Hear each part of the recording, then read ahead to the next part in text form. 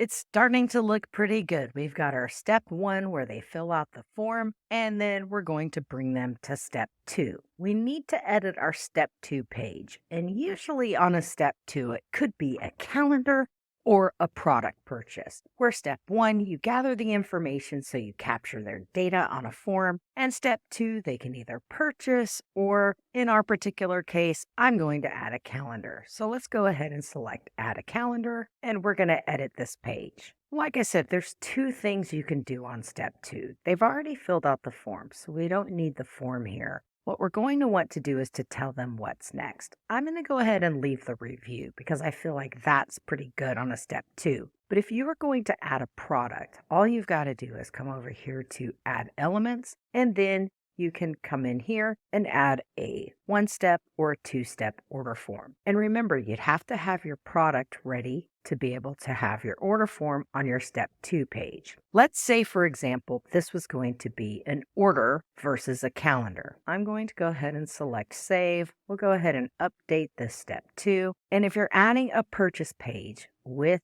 a product, all you need to remember in step two is in step two, you want to make sure that you come over here to the right and you'll see overview and products. So if you were going to add a product to step two, you need to add a product. So you would select a product from one of your products here. In the website, we did t-shirts, but in another training, we did package. So let's say we were going to add our package and our package price. We would then select save. And now you would have a product associated with step two, which also has the order form as well to order. So a simple 3-step could be step one, fill out the form, step two, place the order, and step three, send them a thank you.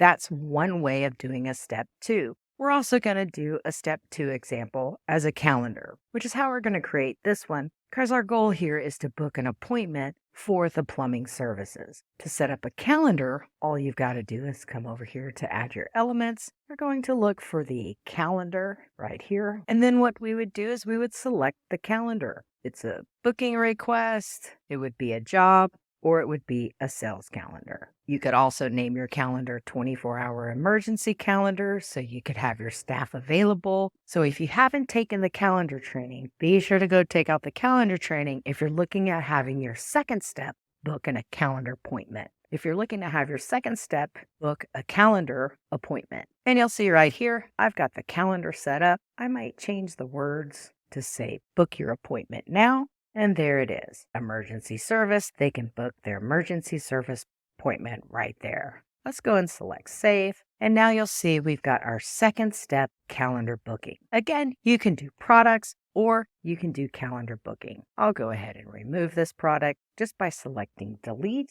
because the goal of our 3-step process is to get the calendar booked. Now what we can do is we'll click on overview. What I'd like to do is go back to step one. Let's go to step one. And in the form here, now that I've created step two, when I click on the form, it's going to say go to next step. We're going to have that set to go to next step and save it. And that's just to confirm that when they fill out the form, they're going to go to the next step, which is going to be to book the appointment. Same things to remember when it comes to step two is making sure that you set up your page settings. This is going to be step two. We can easily update that. Adding any products if you're planning on collecting a payment on step two, and then publishing it, making sure that your page and URL are all set up. Now let's do our final step, which is to create a step three.